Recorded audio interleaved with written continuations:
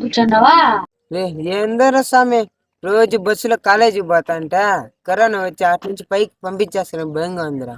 అవునరా రే, నేను రోజు ఆటోలో పోవాలంటే భయం వేస్తుందిరా. నీకేళ్ళరా స్వామి భయమా?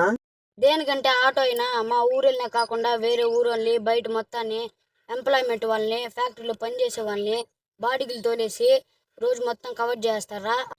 అట్లాంటి ఆటోలు మేము ఎట్రా ఎక్కేది స్వామి రే? రే నీకు ఒకటి తెలిసినా? ఏందిరా రే స్వామి రే, చెప్పురా మాకు కూడా. రే నిన్న కాలేజీకి పోతాంట రోడ్డు పక్కన ఒక అయినా ఆక్సిజన్ సిలిండర్ పెట్టుకోండా. రే నాతో పాటు నలుగురు వచ్చిండే, ఆడికి పోయి చూస్తే ఆయన కథ అయిపోయిండే. నాకైతే కళ్ళలో నీళ్ళు వచ్చేసినారా. రే అట్టన్న పదాం రా రే, నాకు కొంచెం బాధగా ఉన్నది.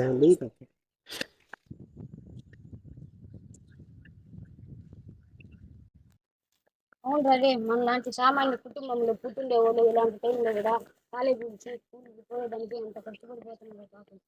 అదేంత చేస్తున్నారు రా రే.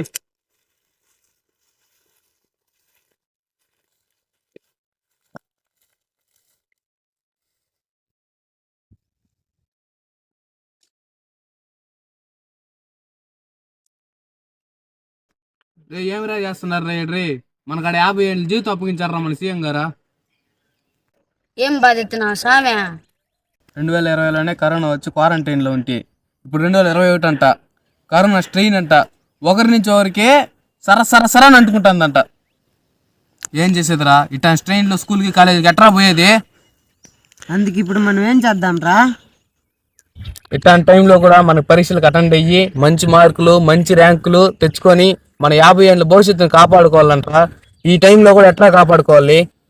50 ఏళ్ళ భవిష్యత్తు ఏమో కానీ కరోనా స్ట్రెయిన్ వస్తే అసలు జీవితమే ఉండదునా. అవునా స్వామి, మా ఇంట్లో నేను ఒకనేనా? నువ్వు మా అక్కోళ్ళు ఇద్దరికి పెళ్ళి అయిపోయిందినా. మా అమ్మ మా నాయన్ని నేనే కదా నువ్వు చూసుకోవాల్సిందా. నువ్వు జీవితం మొత్తం మా అమ్మ మా నాయన్ని నేను చూసుకోవాలన్నా. రేయ్ మీ నాయన పిలుస్తానంట పోవాడా. రే మనం అంతవరకు బతుకుంటే కదరా మనం ఎగ్జామ్లు రాసేదానికి ఒక నెల పోతాము. ఆ నెల మధ్యలో మన కరోనా అంటుకొని మన నుంచి ఇంట్లో వాళ్ళకి అంటుకొని, ఇంట్లో వాళ్ళ నుంచి ఊర్లో వాళ్ళకి అంటుకొని, ఊరంతా అంటుకుంటుంది. ఆ తర్వాత ఎక్కడరా మనం బతికేది? మన ఊరు ఖాళీ అయిపోతుంది, మనకు జీవితం ఉండదు, భవిష్యత్తు ఉండదు. అవునాను, ఇది మాత్రం కరెక్ట్నా? రే కరోనా వచ్చి ఆక్సిజన్ అందుకుండా రోడ్డు పక్కన చాలా మంది పడిపోయిండారా. మనకు ఎగ్జామ్లు రాసి రిజల్ట్ వచ్చే లోపల ఎంతమంది ఉంటారో ఎంతమంది పోతారో అసలు నేను ఉంటానో లేదో కూడా తెలియదు. మనం సామాన్యులు కాబట్టి మనల్ని ఎగ్జామ్ రాయమని ఆర్డర్లు వేస్తున్నారు. అదే డబ్బుండే వాళ్ళకైతే ఆర్డర్లు వేస్తారా? మన మధ్యతరగతి వాళ్ళకి ఏముంటాయరా? అదే డబ్బుండే వాళ్ళకైతే విత్ శానిటైజర్ కార్లు, ఆఫీసులు, ఇండ్లు, క్యాబిన్లు ఉంటాయరా. మనం ఆఫ్టర్ ఆల్ మాస్క్ కొనుక్కోవాలన్నా 3 రోజులు ఆలోచిస్తాం రా. మనం ఎగ్జామ్ రాయని పోయి కరోనా వచ్చి మన హాస్పిటల్లో చేర్పిస్తే లక్షలు డబ్బు అడిగితే మన ఇంట్లో వాళ్ళు ఎక్కడి నుంచినా తెచ్చిపెట్టేదా? అవునరా, మన ఇంట్లో వాళ్ళకి కరోనా వస్తే మనం ఏం చేయలేం. అదే మనకు కరోనా వస్తే ప్రయత్నిస్తారు, కుదిరితే బయటపడతాం, లేదంటే గోయిందా. అయినా మన ప్రాణాల కంటే ఈ మంచి మార్కులు, మంచి ర్యాంకులు, మంచి కాలేజీలే ముఖ్యం కాదురా. అవునా స్వామి? ఈ కరోనా టైంలో కూడా ఎగ్జామ్స్ రాసేంత ధైర్యం మన స్టూడెంట్స్కి ఉంది. కానీ ఈ ఆంధ్రప్రదేశ్ మొత్తం మీద ఒక్క స్టూడెంట్కి కూడా కరోనా రాకుండా, ఒక్క ప్రాణం కూడా పోకుండా చూసే ధైర్యం, బాధ్యత ఈ మినిస్టర్స్కి ఉందా? నేను మాత్రం ఇంట్లో నుంచి బయట పోయే ప్రసక్తే లేదురా. ఎగ్జామ్స్ అన్నా పెట్టుకొని ఏమన్నా చేసుకొని. రే నాతో పాటు ఈ ప్రతిజ్ఞ చేయండి రా. మన ప్రాణాల కన్నా, మన కుటుంబ ప్రాణాల కన్నా, మనకు ఈ పరీక్షలు, మంచి మార్కులు, మంచి ర్యాంకులు, మంచి కాలేజీల్లో సీట్లు ఎక్కువేం కాదు.